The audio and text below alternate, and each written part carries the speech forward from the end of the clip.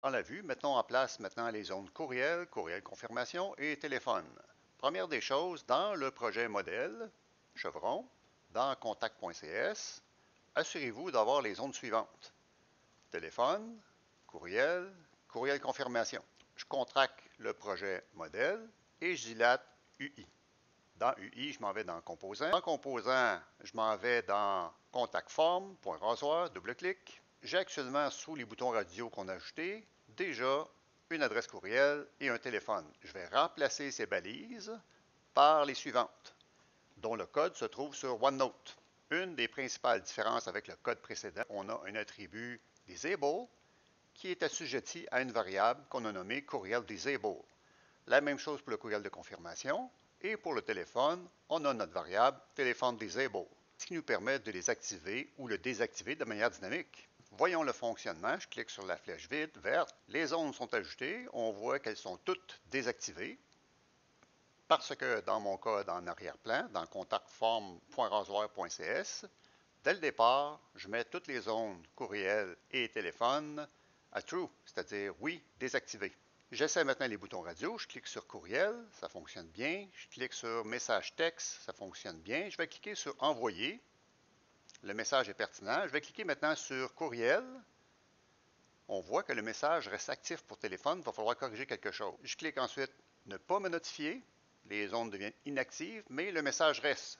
Nous devons donc appliquer un correctif pour enlever les messages selon le choix des boutons radio.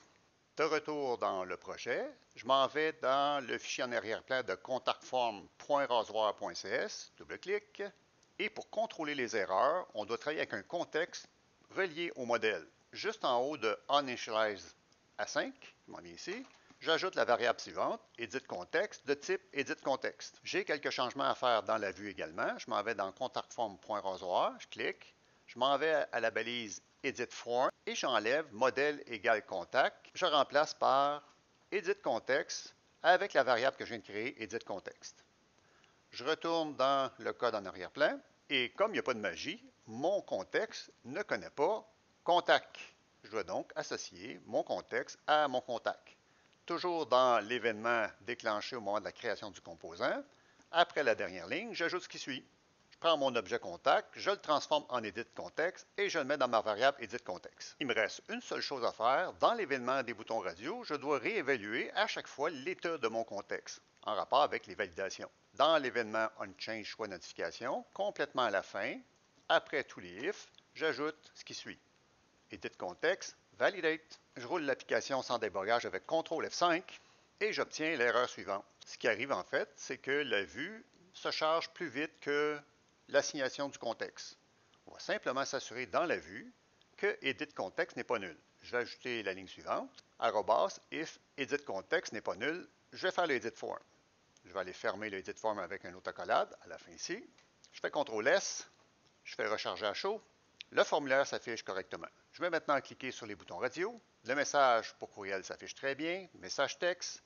Le message texte téléphone s'affiche très bien. Et le message qui était affiché pour adresse électronique ne s'affiche plus. Ne pas me notifier. Il n'y a aucun message.